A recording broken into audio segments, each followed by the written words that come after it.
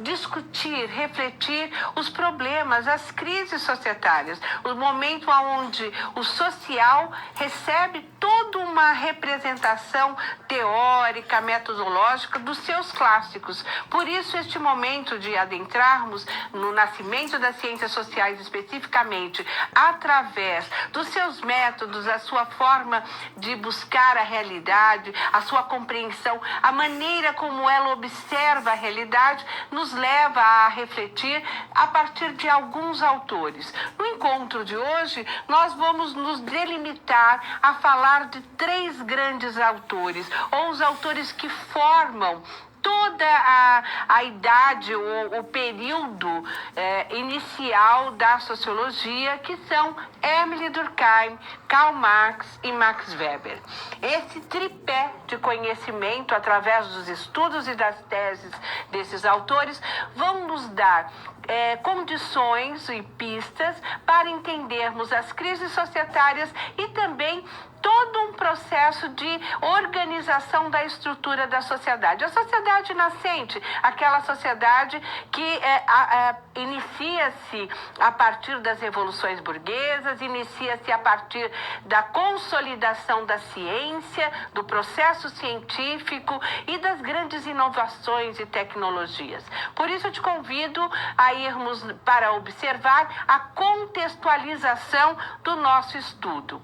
Vamos tratar dos clássicos da sociologia e a compreensão da realidade social. Quando nós tratamos sobre este assunto, nós estamos nos direcionando à ideia onde especificamente se encontram os indivíduos e a sociedade no contexto da formação da identidade, no contexto da formação das suas identidades sociais. E essas identidades sociais são um marco. Por que são marco? Porque elas vão atender e desempenhar todo o processo de relacionamento e interação desses indivíduos no contexto social. Para isso, e para tentarmos aprofundarmos esse discurso, vamos trabalhar o fenômeno sociológico a partir do método, o fato social, que é aí defendido por Émile Durkheim. Também trabalharemos as relações, o processo de interação dos indivíduos com o social, com o outro, o indivíduo no seu processo de interação a partir de Max Weber. E os processos de contradições e conflitos, entre as classes sociais, que é o que nos traz aí a teoria de Karl Marx. Então, quando falamos as ciências sociais, ou especificamente aqui o olhar da sociologia, estamos nos remetendo a clássicos da sociologia, tais como Émile Durkheim, no contexto da formação da sua teoria científica, a sua teoria do fato social, e também, a partir deste contexto do fato social, a sua explicação das relações dos indivíduos no processo societário. Quando pensamos com Max Weber, trabalhamos a relação do eu e o outro, ou seja, o processo de orientação que os indivíduos se baseiam para determinados tipos de ações sociais, e com Karl Marx nós observamos a análise das relações e do processo antagônico que decorre do processo capitalista e que estabelece-se através dos processos de opressão entre aqueles que detêm os meios de produção e aqueles que detêm a força de trabalho.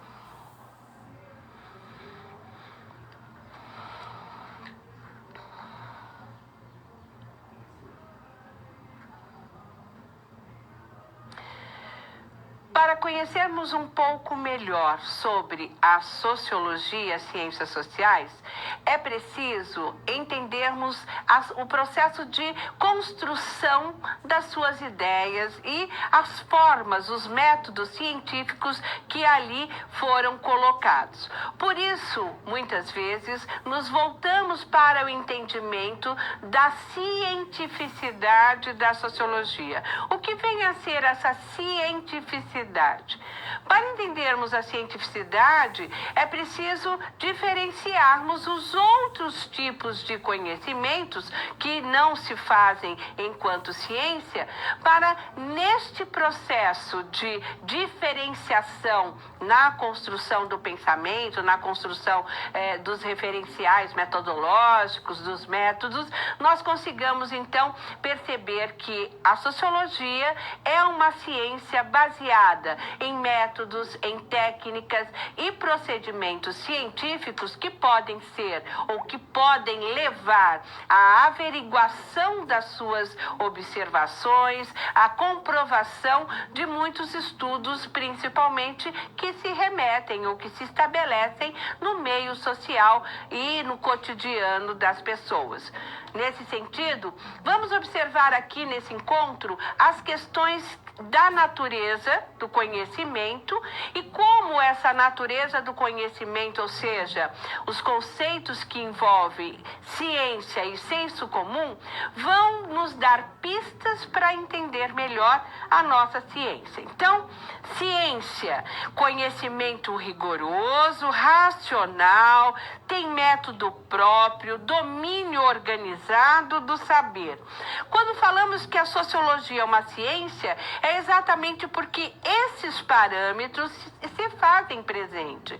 E quando nós manifestamos ou emitimos muitas vezes o nosso parecer, e não aí como profissional da sociologia, mas como pessoa comum, nós estamos fazendo uma leitura de senso comum e não científica. O que é o senso comum? É o modo de pensar, as experiências, as vivências e as observações. Geralmente o senso comum não tem padrão. O senso comum ele emite aquilo que nós chamamos, não é mesmo, de achismo, ou aquilo que reflete as experiências que aquele indivíduo ou o seu grupo social viveu durante um determinado tempo da sociedade, na sociedade, mas que não tem como levar um estudo aprofundado através de método. O senso comum são as experiências diárias do cotidiano. Por isso não tem método e por isso não se utiliza de procedimentos científicos. Também para entendermos melhor a sociologia, é interessante observarmos o quadro, o processo de construção epistemológico. O que é esse processo de construção epistemológica, os fatores epistemológicos? Primeiro, a sociologia, ela busca os seus conhecimentos através da história, através da leitura, da construção e reconstrução das estruturas sociais anteriores, a partir principalmente de dois grandes marcos que foram as revoluções burguesas e a Revolução Científica. Aí tendo como Revolução Burguesa a Revolução Francesa e a Revolução Industrial. E os fatores epistemológicos, ou seja, os fatores do conhecimento, são aqueles manifestados e apresentados através dos aspectos culturais, né? Então, a maneira de pensar que era antes o teocentrismo para o antropocentrismo, a maneira de se observar os aspectos políticos que antes vivíamos, a sociedade do século XVIII, vivíamos em regimes monárquicos, vivíamos através aí de revoluções, movimentos que vão colocando esses regimes e substituindo para os Estados-nações, e também pelos aspectos econômicos, que foram as revoluções industriais e as questões aí econômicas da industrialização. Então, veja, fatores epistemológicos dessa ciência podem ser assim demarcados pela Revolução Burguesa, através da Revolução Francesa, e as revoluções científicas, através de todo um processo de construção aí dos iluministas, dos renascentistas. Fatores epistemológicos, nós temos o aspecto cultural, que é a troca do teocentrismo pelo antropocentrismo, o aspecto político, que é um novo regime democrático, que são os Estados-nações, e a Revolução Industrial. Também aqui agora eu gostaria de relembrá-los que a partir destes processos, dessa construção do momento em que a sociologia vai se apresentar. Então, nós estamos dando aí a você os aspectos que compõem o olhar dos pesquisadores da sociologia naquela estrutura social do século XIX, começo do século XX, onde as crises sociais, econômicas, políticas e culturais se estabelecem, decorrentes exatamente dos aspectos ou dos fatores históricos que eu apresentei e dos fatores epistemológicos. E é a partir daí que Marx, Weber e Durkheim começam a construir as suas ideias, os seus pensamentos. No quadro, a dimensão da análise sociológica pode ser assim interpretada. Com Karl Marx, 1818 a 1883, com a sua teoria sociológica, que advém de um método chamado histórico dialético, que é estabelecido através do olhar das pesquisas das teorias da modernidade ou da produção capitalista, está muito ligada à questão da produção capitalista, e a sua teoria que leva às ideias do comunismo, de uma sociedade onde as desigualdades e as classes sociais desapareceriam. Emile Durkheim, 1858 a 1917, nos traz seu método funcionalista, apresenta as discussões através do conceito de divisão do trabalho social, para falar sobre a solidariedade orgânica e mecânica, e também defende uma teoria política que é o culto do individualismo, mas no sentido de um individualismo moral, onde é entendida a divisão social do trabalho, que é mantida, não é, pelo grupo, é mantida pelo coletivo. E Max Weber, 1864 a 1920, apresenta o método compreensivo, a discussão do racionalismo da dominação do mundo e o desencantamento desse processo, que é o próprio fim das ideias anteriores, a partir de uma liderança carismática. Temos aí, então, a sociologia como uma disciplina generalizante que se preocupa, sobretudo, com a modernidade, com o caráter das sociedades modernas, estabelece uma relação direta entre a vida cotidiana, o desenvolvimento urbano, o crime, a punição, gênero, família, enfim, busca analisar diversos tipos de problemas que decorrem no interior das sociedades.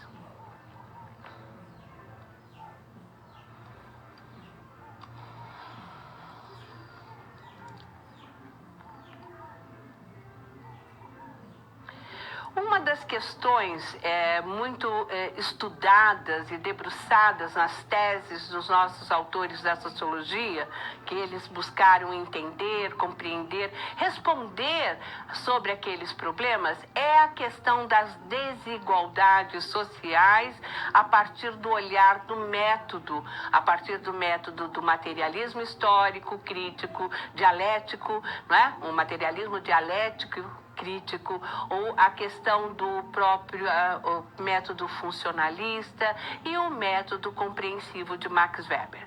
Então, todos os autores da sociologia, ou dos clássicos da sociologia, eles entendem os problemas sociais e as crises sociais decorrentes das suas épocas. Lembrem-se, nós falamos do século XIX e início do século XX. Então, nem todos esses dos três clássicos adentraram no século XX. Karl Marx mesmo não virou o século, ele morreu no século XIX. Então, esses autores, a partir das suas observações, a partir dos problemas, das crises societárias que ocorriam num momento da primeira fase da Revolução Industrial, que estavam ocorrendo dentro das relações de trabalho, das relações de cercamento. Então, todos aqueles problemas que vão sendo aí decorrentes da primeira industrialização são o objeto de estudo praticamente desses clássicos. E o foco na desigualdade social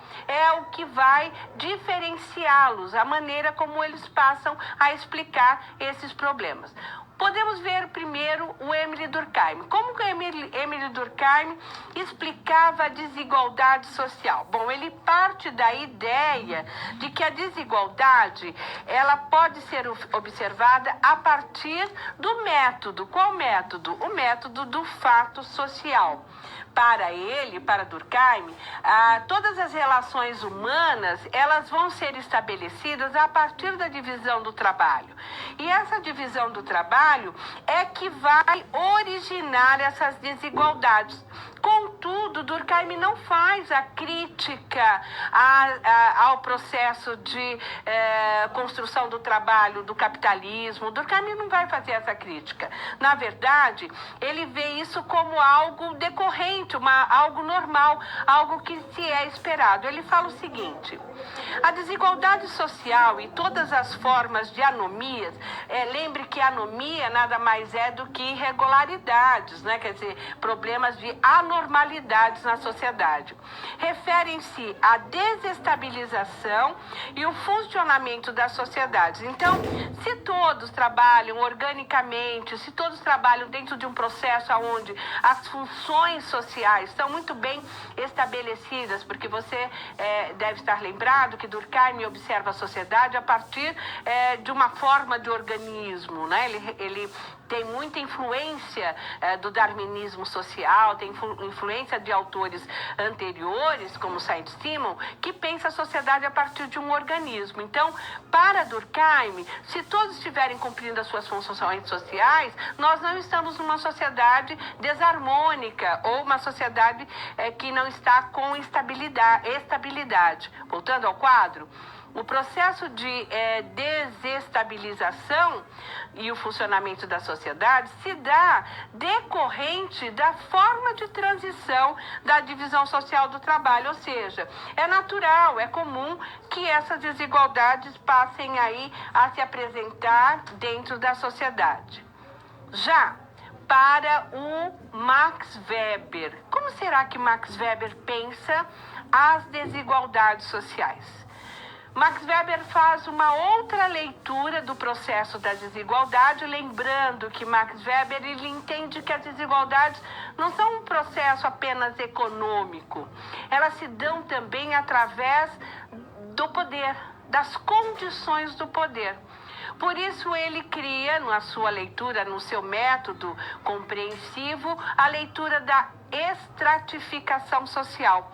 O que ele quer dizer com isso? Ele vai dizer que as desigualdades sociais vão sendo construídas a partir do critério das relações de poder que esses indivíduos mantêm no corpo da sociedade. Então ela não decorre, como Karl Marx vai dizer, do processo econômico, do processo de produção econômica, ela não decorre das relações, como Durkheim vai dizer, das relações que se tornam desestabilizadas no interior da estrutura social a partir da divisão do trabalho, mas sim pelas relações e orientações que os indivíduos têm a partir de castas, a partir da maneira que ele se estabelece na sociedade. Castas, classes ou ocupações. Vamos ao quadro. A desigualdade se gira, né? A desigualdade se gira em torno, desculpe esse C, vamos tirar. A desigualdade gira em torno de 3 dimensões: classes, grupos de estados e partidos. As relações de classe são dadas como a ocupação do trabalho. Então, para Weber, a ocupação que os indivíduos se ocupam no trabalho é que vão determinar qual classe social ou qual poder que ele detém no meio daquela estrutura, daquela organização social. Os grupos de status partilham símbolos culturais, gostos, estilo de vida e desfrutam de honrarias e prestígios. Para Durkheim, essa forma da organização das estruturas de status se dão na medida em que o poder se estabelece em relação uns aos outros. E também partidos que nada mais são do que a organização do poder e do poder independentemente da propriedade. Então, o que nosso amigo aqui, Émile Durkheim, está trabalhando? Max Weber está trabalhando. Ele está trabalhando que toda a divisão do trabalho ou o processo das desigualdades sociais vão se dar ou vão ocorrer através do posicionamento do indivíduo no trabalho, da forma que esse indivíduo se estabelece através do poder, que são os status, e também da maneira em que os grupos políticos vão se constituindo. E para debater um pouco mais sobre essa desigualdade social, na visão de Karl Marx, nós podemos dizer que a origem na crítica ao capitalismo é que justifica as desigualdades para Karl Marx. Na luta de classes, na propriedade privada dos meios de produção, na dominação de classe dominante e a expropriação do trabalho, os conflitos sociais, tudo isso vão levando a luta de classe e a luta dos opositores. Então, as desigualdades sociais para Marx se dá no interior do capitalismo, na luta entre aqueles que detêm a propriedade privada e aqueles que detêm a força de trabalho.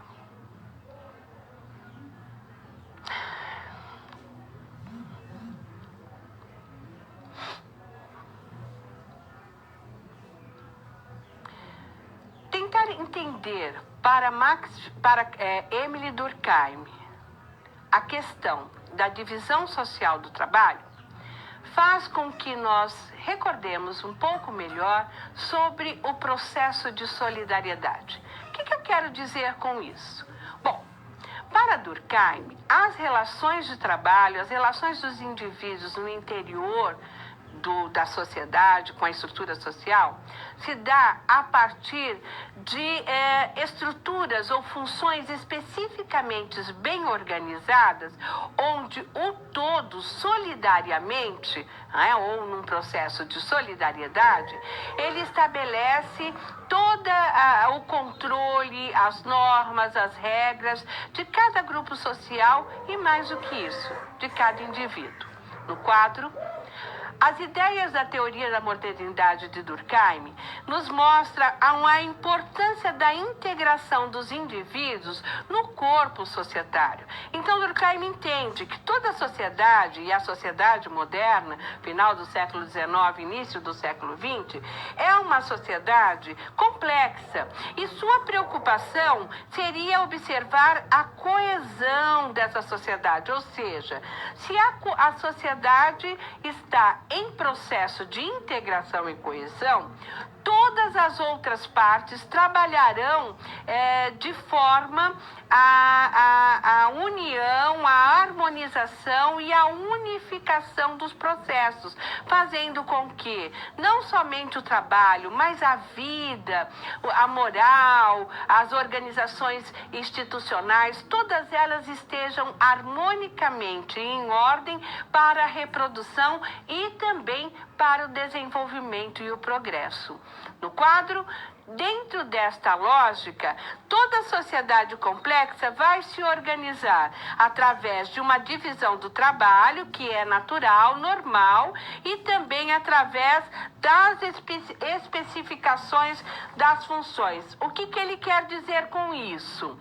Para o Durkheim, se a sociedade é um organismo vivo, e esse organismo, para funcionar, como se nós tivéssemos o organismo mesmo dentro da leitura biológica, Durkheim vai receber também aí do darwinismo social e também de Saint-Simon, toda essa constituição de pensamento. Então, se esse organismo está em ordem, quer dizer, o estômago está funcionando bem, o intestino, a cabeça, todos os órgãos estão bem, e o coração, isso quer dizer que a sociedade está harmônica. E cada parte, para Durkheim, tem uma importância vital, porque essa parte no todo funcionando não leva à doença, não leva à anomia e nem à desintegração.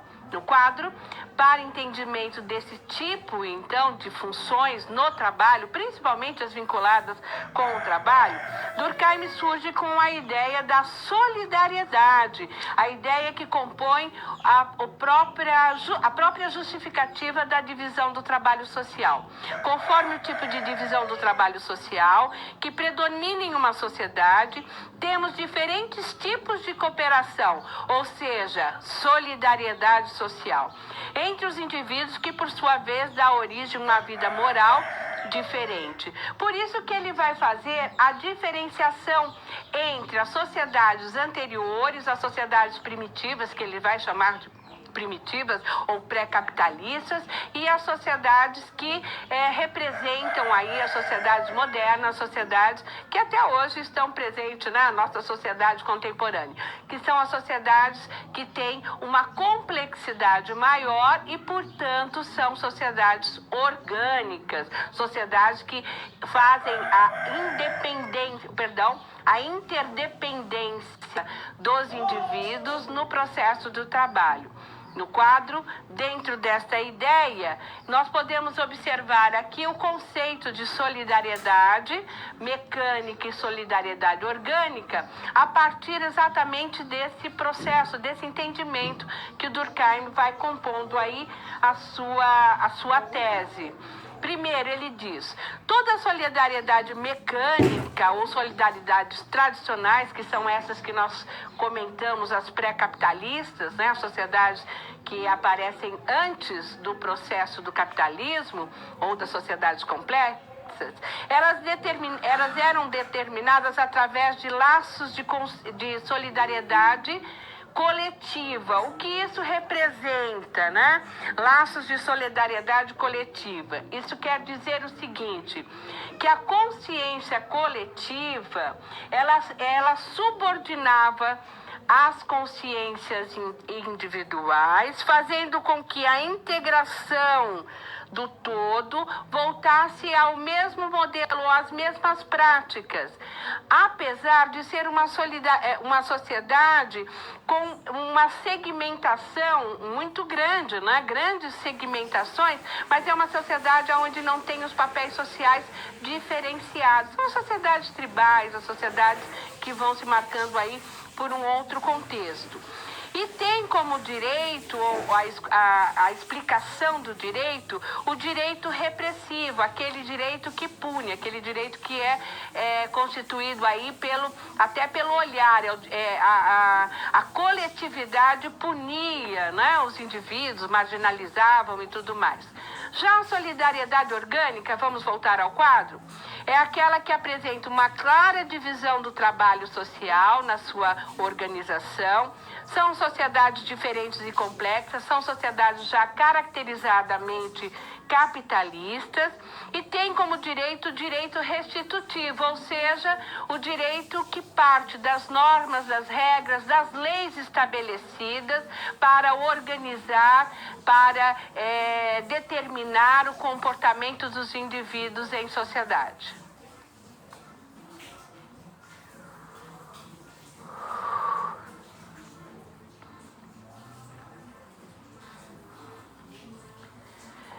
Eu gostaria de convidar você a pensarmos na nossa primeira situação problema. Eu sei que você acompanhou, fez a leitura do seu livro didático e percebeu a leitura do Vitor, o menino lobo, o menino selvagem.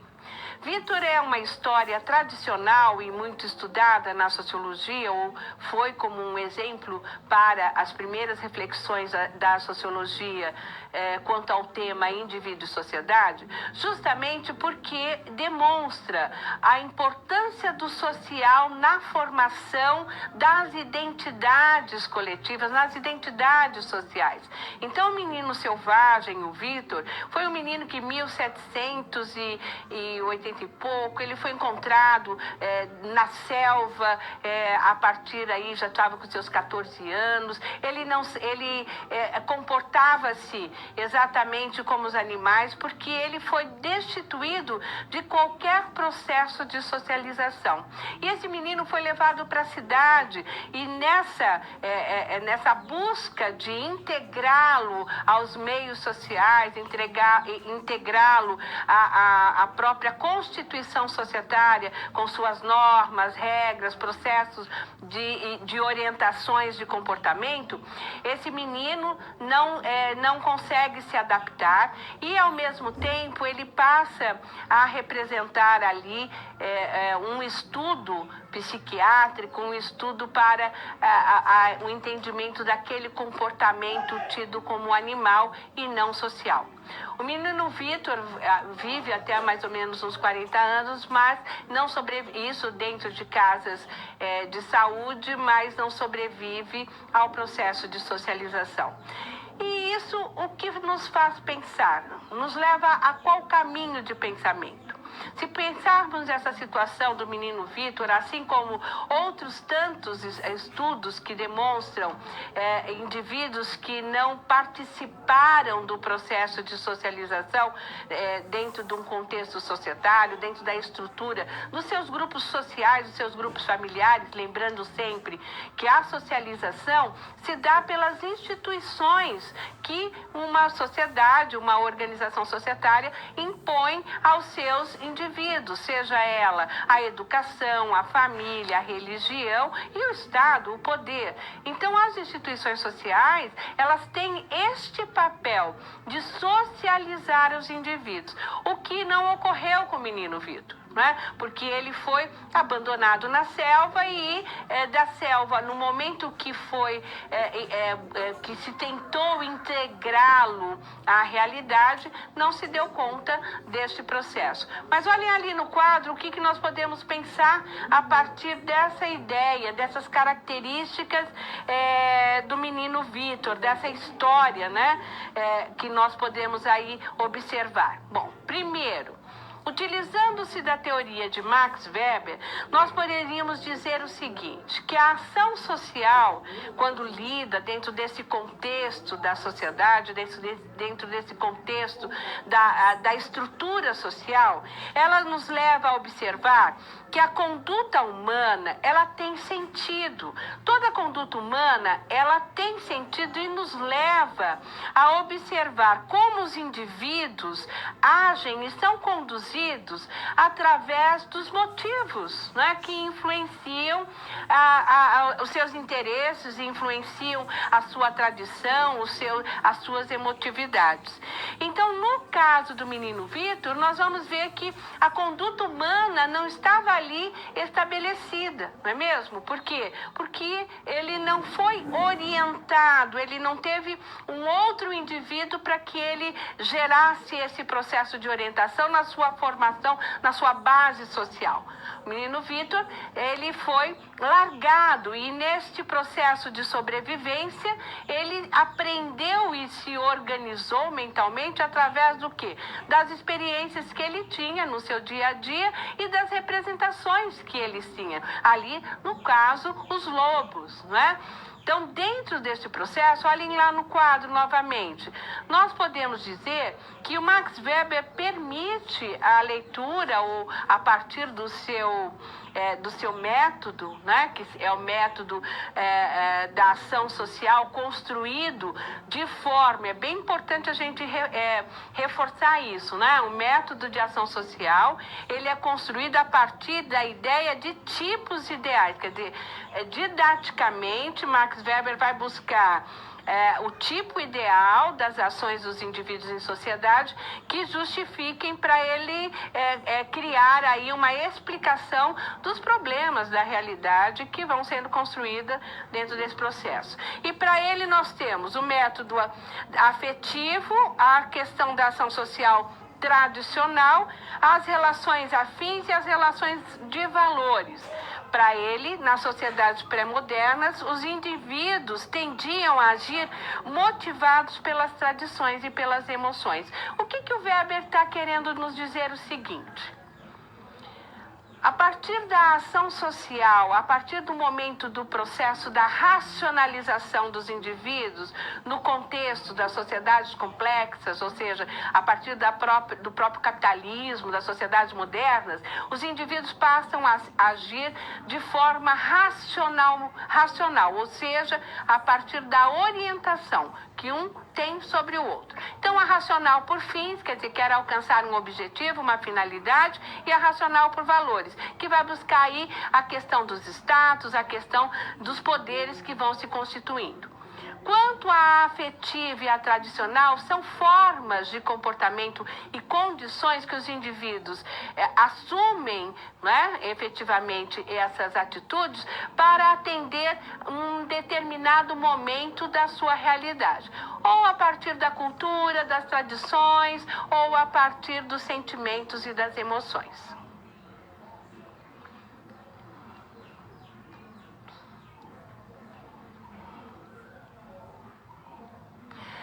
Interessante chegarmos neste momento para pensarmos sobre os processos que compõem muito das nossas condições sociais, muitas das nossas vontades, muito das maneiras pelas quais nós entendemos a nossa realidade.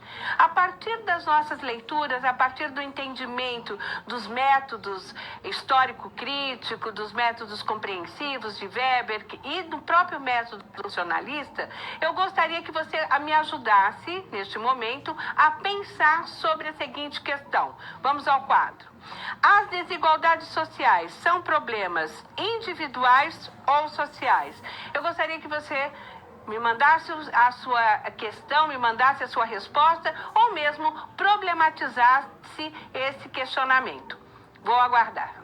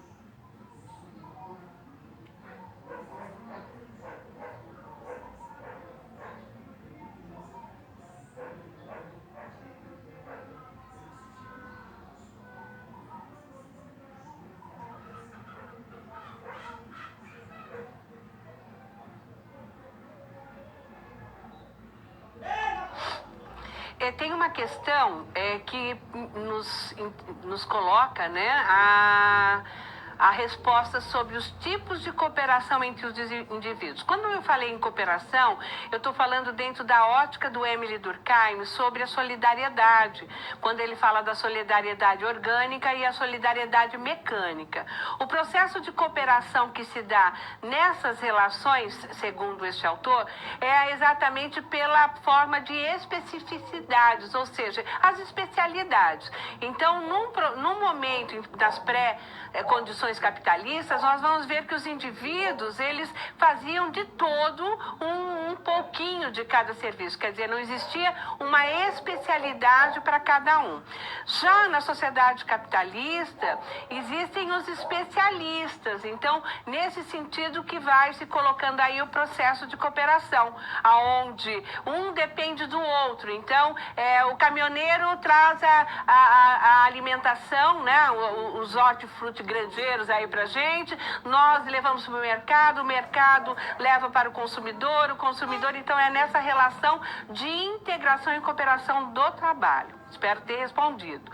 Também, quando nós falamos sobre as diferenças sociais, ou as desigualdades sociais, é claro que a própria palavra, né, ela decorre do meio social, porque a partir das sociedades e da acumulação do capital, a partir da acumulação capitalista, os indivíduos vão se especializando, não é? E buscando a todo momento a lucratividade.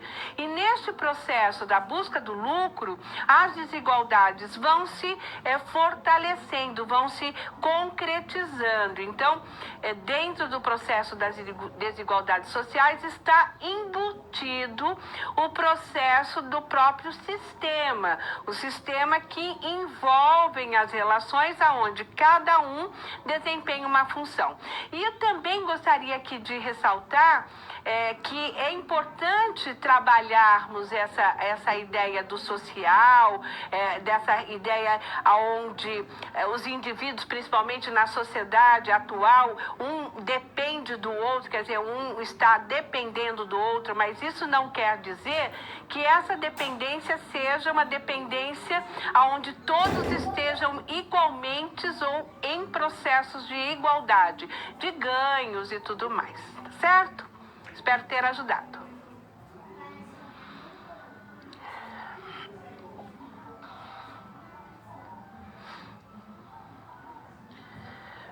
A sociedade capitalista, para Max Weber, é uma sociedade que traz consigo uma série de organizações, uma série de relações e processos de dominação.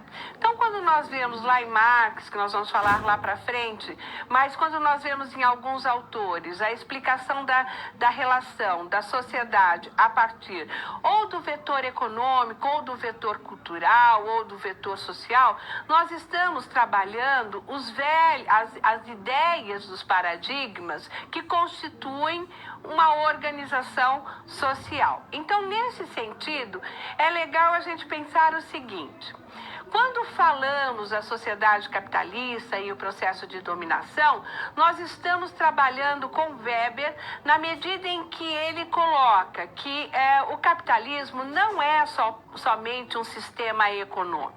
Ele é um sistema onde as relações de poder, as relações que tem uma ação de conduta esperada dentro dessa construção societária. Vamos ao quadro para verificar.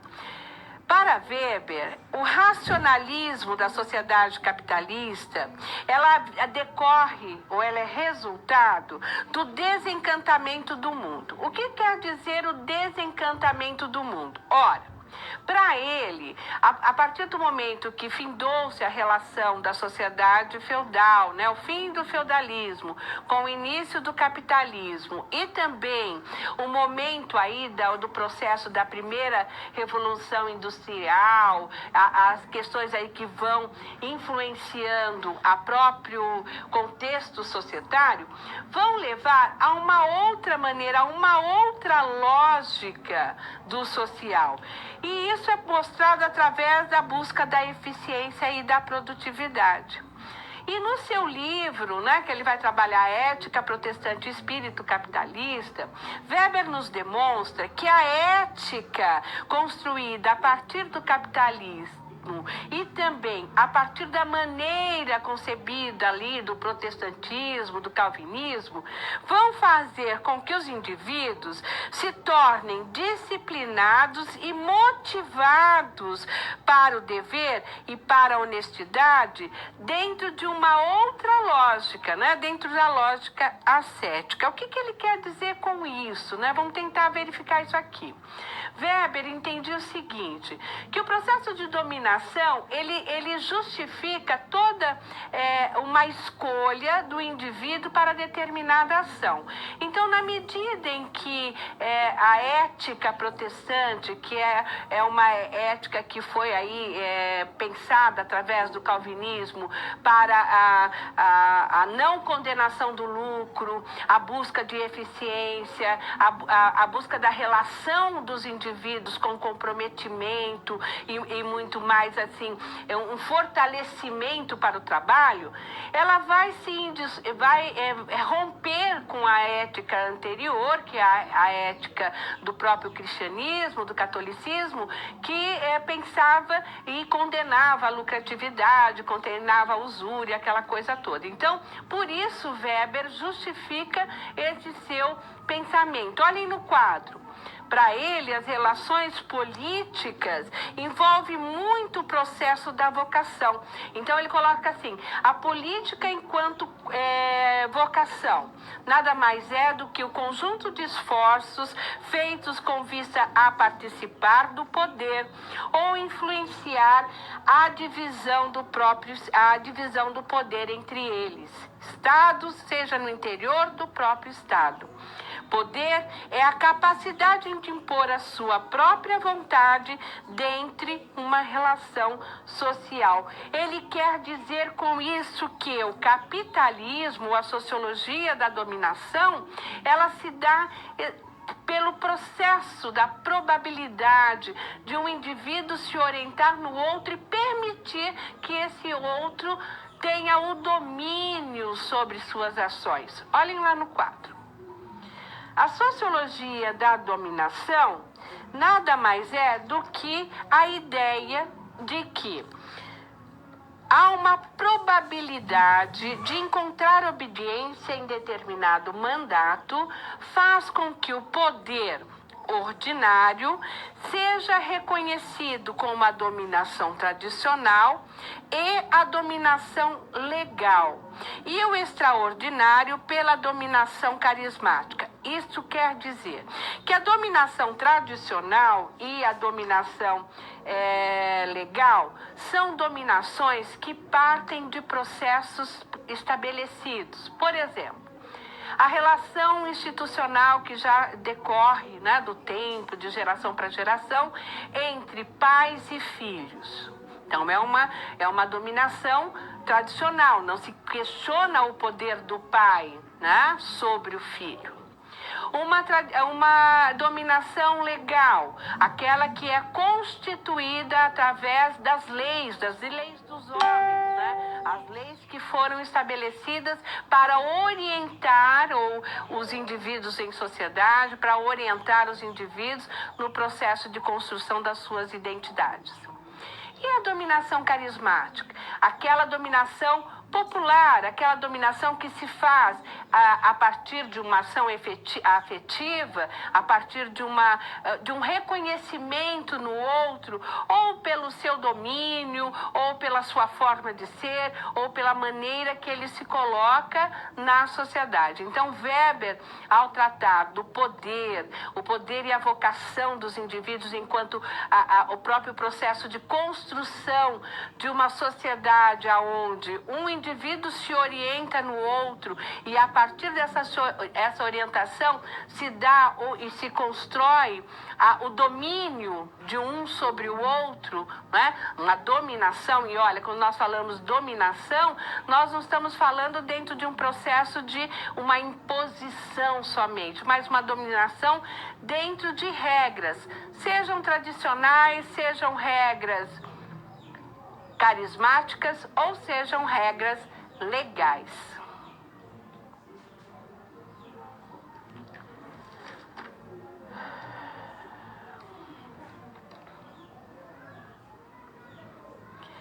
Pensando dentro da lógica do processo de construção de uma sociedade, suas estruturas, e a partir da leitura do materialismo dialético, histórico dialético de Karl Marx, vamos pensar um pouco agora sobre a questão do Estado ou da forma de organização das estruturas capitalistas no interior das dominações entre as classes sociais e as relações com as estruturas, as instituições sociais, ou seja, o Estado. Para Marx, o Estado passa a representar a classe que detém o poder econômico, o poder político, o poder da propriedade privada, o poder do capital, o poder financeiro.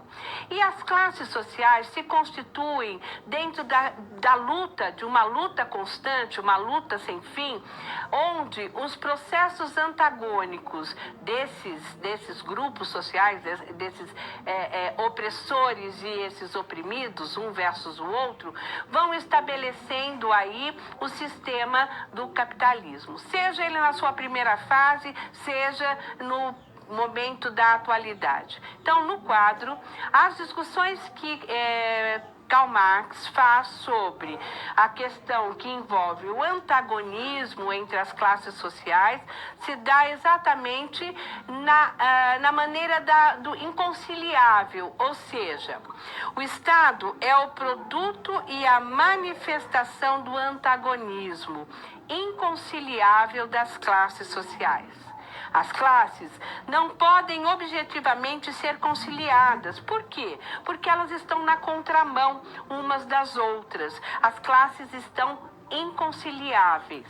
O Estado representa, ou representativo moderno, é um instrumento de exploração do trabalho assalariado pelo capital.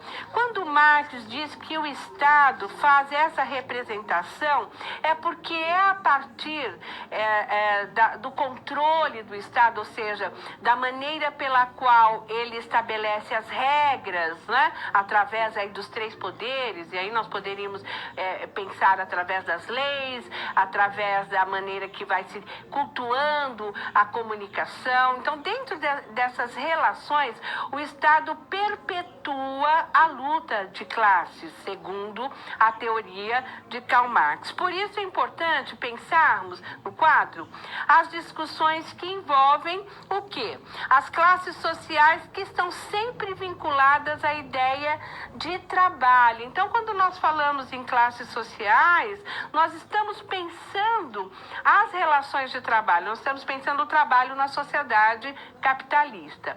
E o trabalho é um elemento fundamental da economia. É através do trabalho que o homem transforma a natureza e reproduz sua existência. A classe social é fruto exatamente dessas relações que se estabelecem entre aqueles que têm o meio de produção e aqueles que têm a força de trabalho. Então, isso é muito observado através das ideias. Olha a própria fala do Marx, né?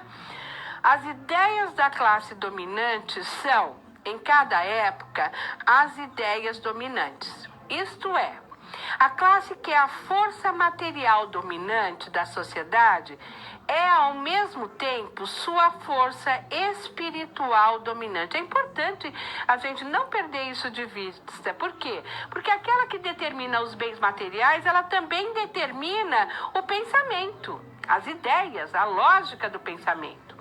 As ideias dominantes nada mais são do que a expressão ideal das relações materiais. Portanto, a expressão das relações que tornam uma classe dominante as ideias de dominação. Portanto, são as ideias de dominação. Então, Marx quer trazer para nós, dentro de uma leitura, e aqui nós não estamos fazendo julgo de valores entre os três autores. Émile Durkheim traz a sua contribuição, Max Weber e Karl Marx na explicação das relações entre os indivíduos e as classes sociais. Neste processo, ele estudou o século XIX, não viu a segunda, a terceira e a quarta revolução industrial que estamos vivendo hoje.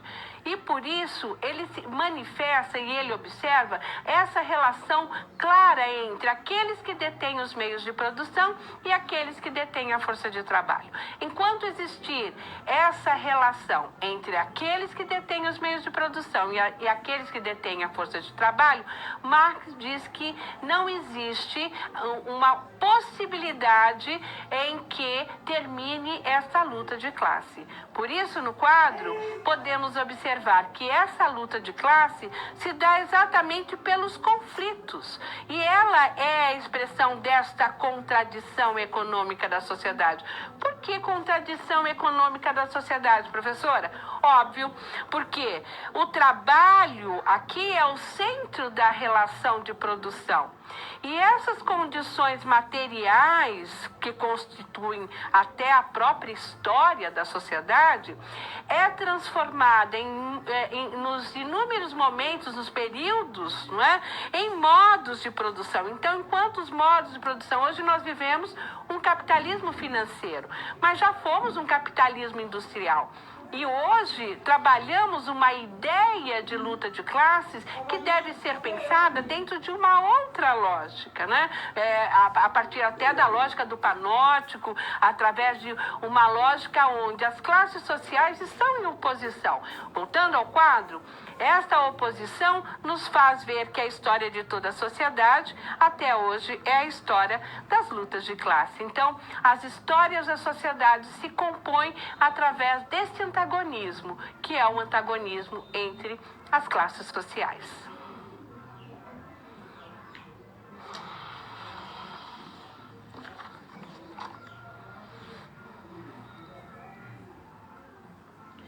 Quando pensamos o antagonismo entre as classes sociais, entre aqueles que detêm a propriedade dos meios de produção, e hoje poderíamos estar pensando aí no sistema financeiro, no sistema industrial, na concentração e o acúmulo de informações. Então, esses que detêm a propriedade dos meios de produção versus aqueles que detêm a força de trabalho. Por que versus? Porque estamos em lados opostos, né? Dentro de uma realidade, dentro de uma sociedade. Ora, alguém deve estar pensando, mas todos não estão trabalhando para o bem maior que é o desenvolvimento e o progresso? Acredito que todos estão trabalhando para a sua sobrevivência e também para usufruir das tecnologias, do desenvolvimento, de tudo aquilo que é construído a partir do capital. No entanto, nós sabemos que as desigualdades, elas são estabelecidas exatamente neste jogo das diferenças. Então, quando pensamos neste processo, nos remetemos ao tema a alienação e o processo de exploração.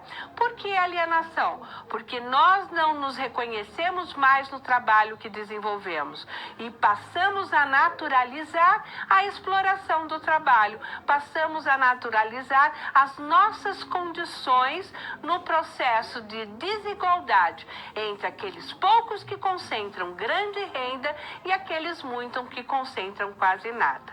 No quadro, temos aí a exploração. E essa exploração, para a teoria de Karl Marx, dentro dos seus conteúdos, a sua teoria, dentro da sua reflexidade, nós vamos ver que é baseada naquilo que se chama de mercadoria.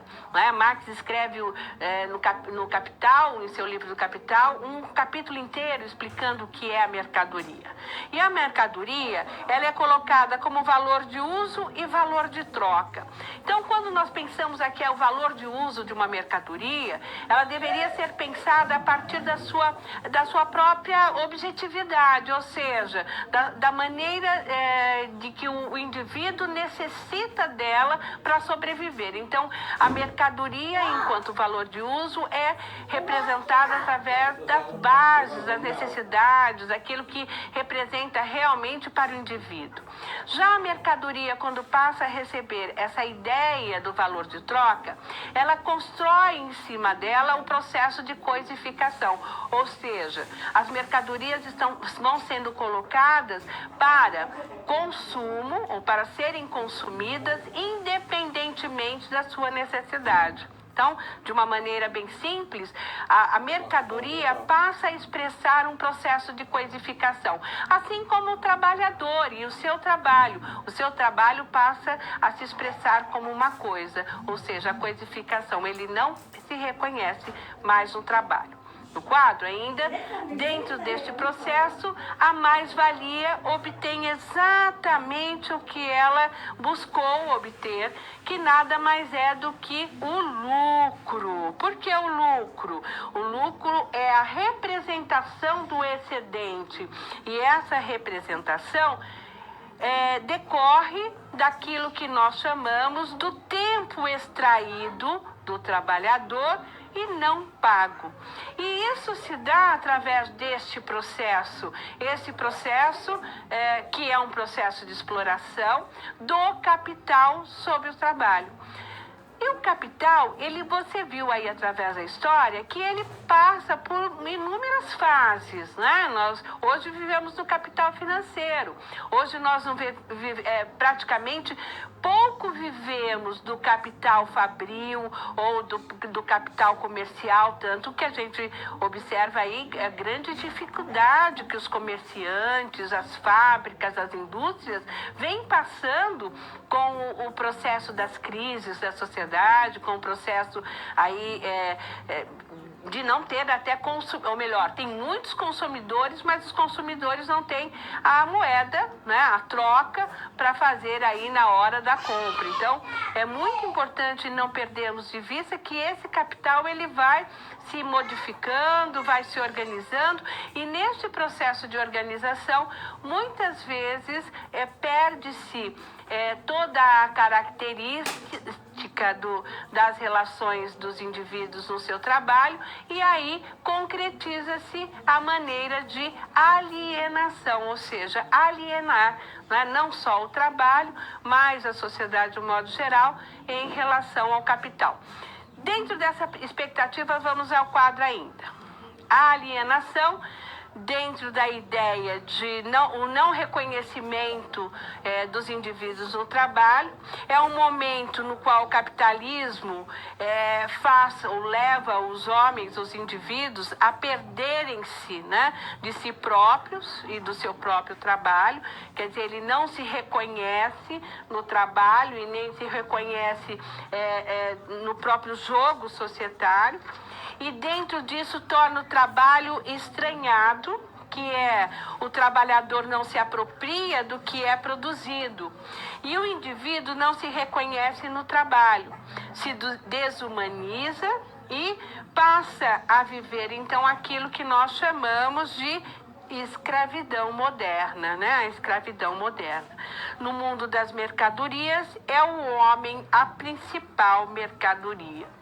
Então, no sistema capitalista, essa é a crítica que Marx faz, ela coisifica de tal maneira os produtos, que esses produtos passam a ser produzidos pelos indivíduos, pelos homens, os seres humanos em seu trabalho, mas eles não podem consumir esses produtos.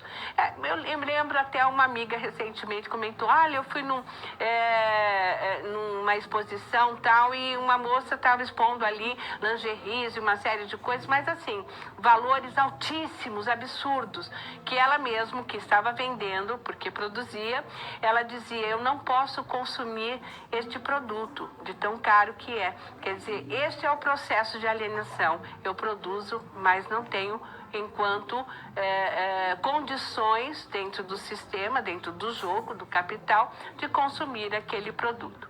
E isso faz com que também o meu trabalho torne-se uma mercadoria que não tem mais uma identidade do ser, né, daquele que produz, mas tem uma identidade da coisificação ou do fetiche. Cria-se um marketing, cria-se uma expectativa em cima daquele produto e o indivíduo passa a consumi-lo apenas pelo fetiche da mercadoria, apenas pela sua representação, aquilo que a mercadoria quer passar de ideia.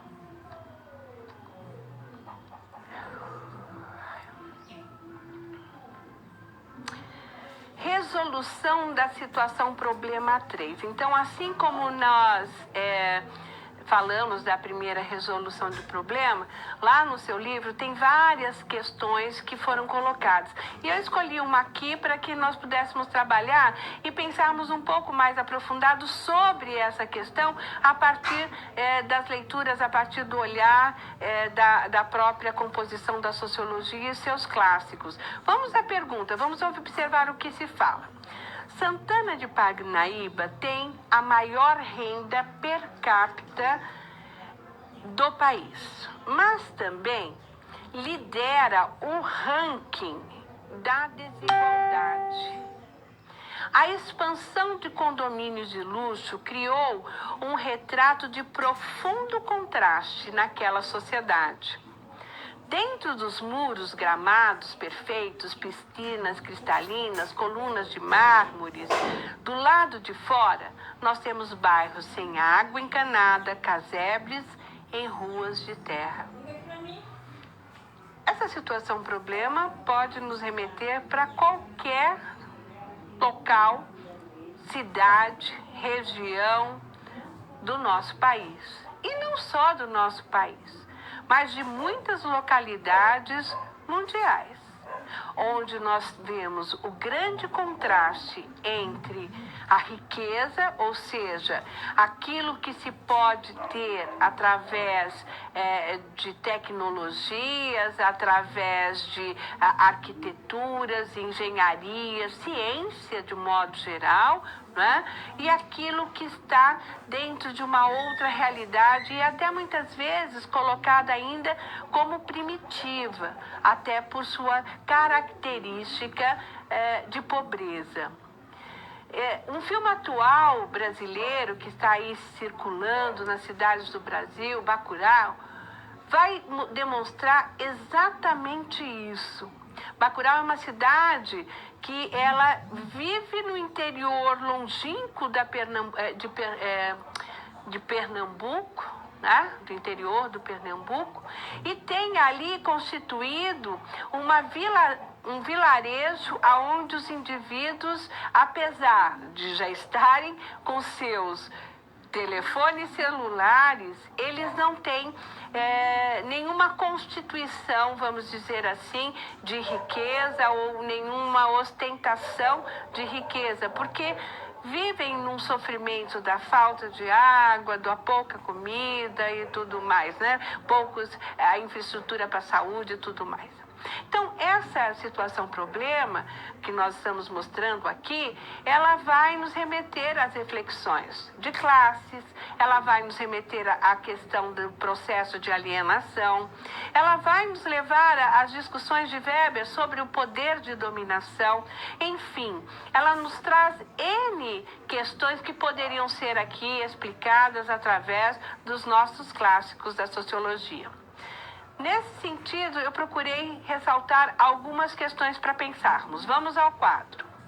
As classes sociais, nesse sentido de Santana de Parnaíba, elas têm interesses totalmente irreconciliáveis, não é? Porque nós temos ali grandes condomínios representando o capital em detrimento de casas, casebres, a pobreza ali estabelecida.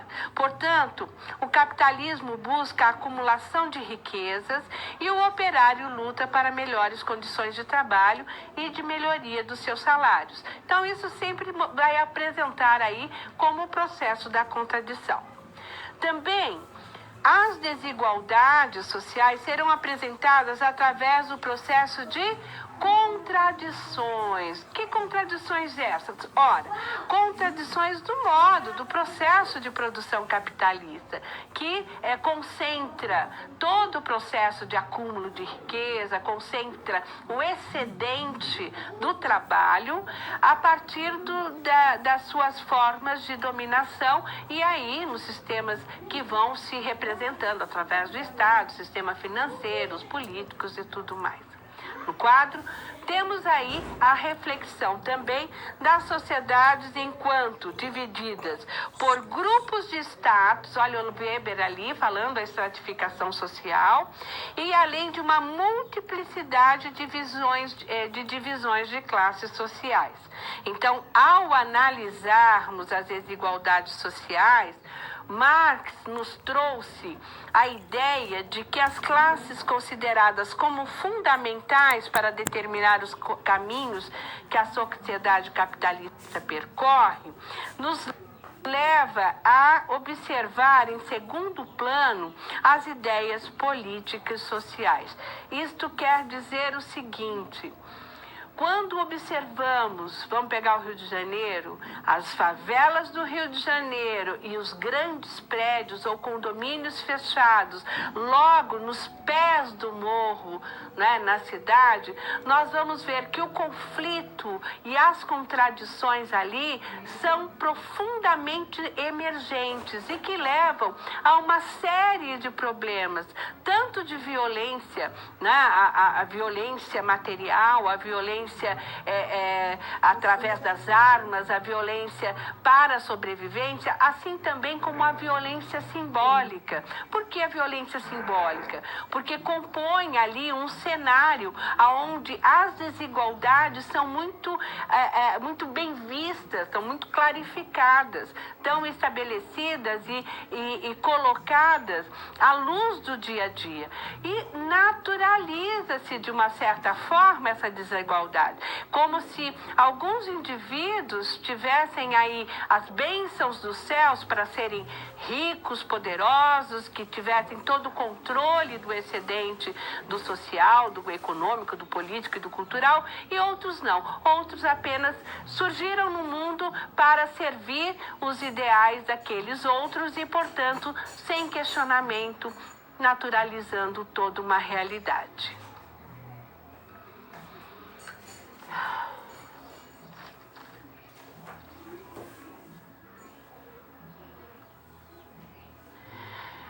Chegamos num momento de uma interação muito gostosa de se praticar, porque é agora que eu gostaria de ver a participação de vocês no processo de trabalhar as ideias que falamos até aqui sobre os clássicos da sociologia.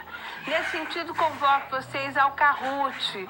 Vamos ver o PIN do Kahoot para que vocês adentrem aí nessa brincadeira, nessa expectativa. Vamos a ele?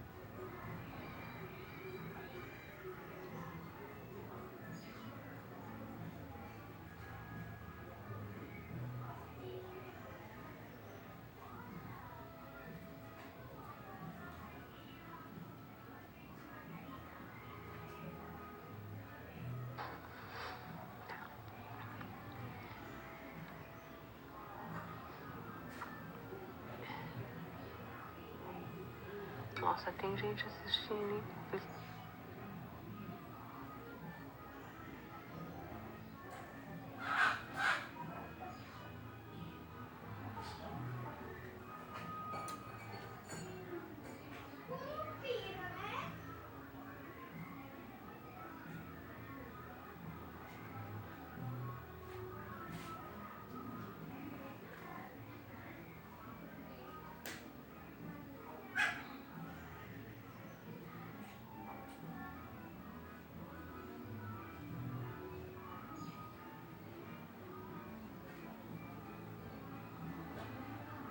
Com a nossa primeira questão. Quais são os tipos de dominação para Max Weber?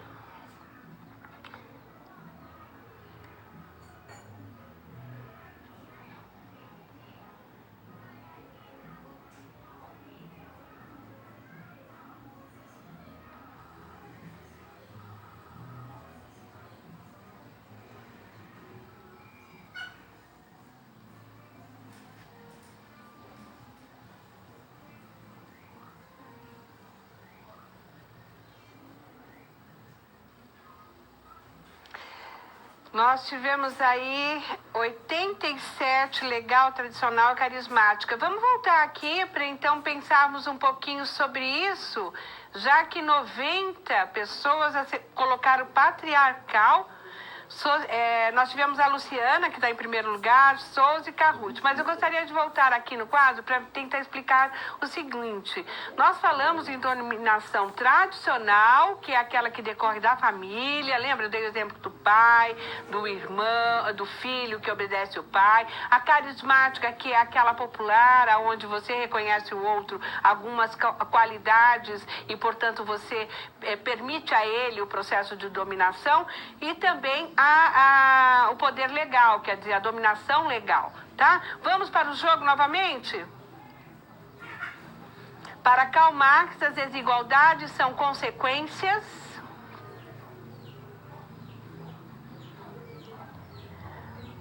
Nossa, um monte de gente errou.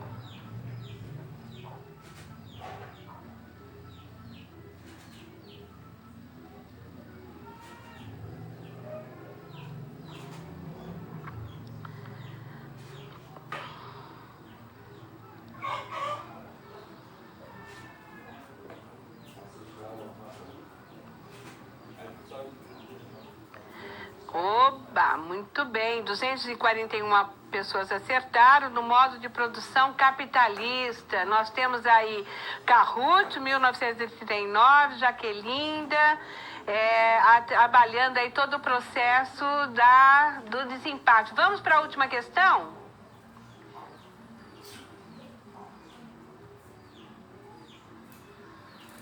A pergunta: o homem faz a sociedade ou a sociedade faz o homem?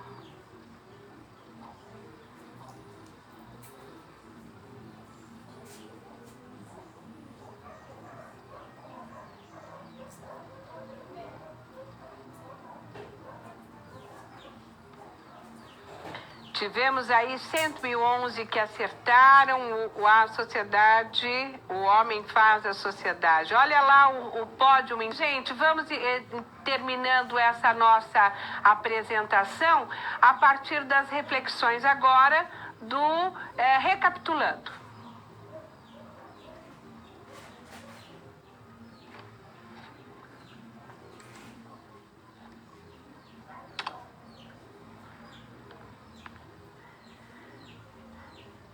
Recapitulando as nossas reflexões. Muito bem. Nós trabalhamos aqui a constituição da formação das ciências sociais, da sociologia, através dos seus clássicos, Durkheim, Weber e Karl Marx. Cada um deles com o seu método de compreensão e leitura da realidade social, do cotidiano em que vivenciaram suas experiências e vivenciaram as suas pesquisas.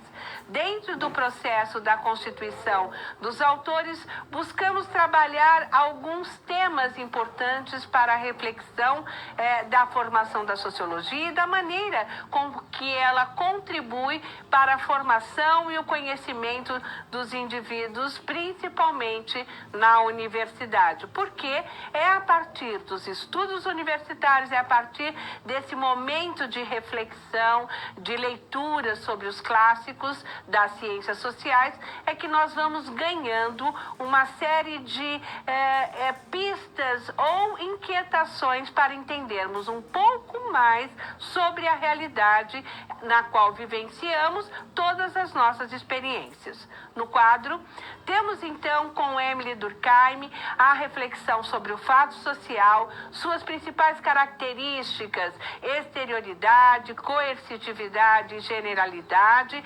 Dentro dessa composição, o método durkheimiano nos leva a pensar as desigualdades sociais a partir da divisão do trabalho e a partir das ideias de solidariedade orgânica e solidariedade mecânica.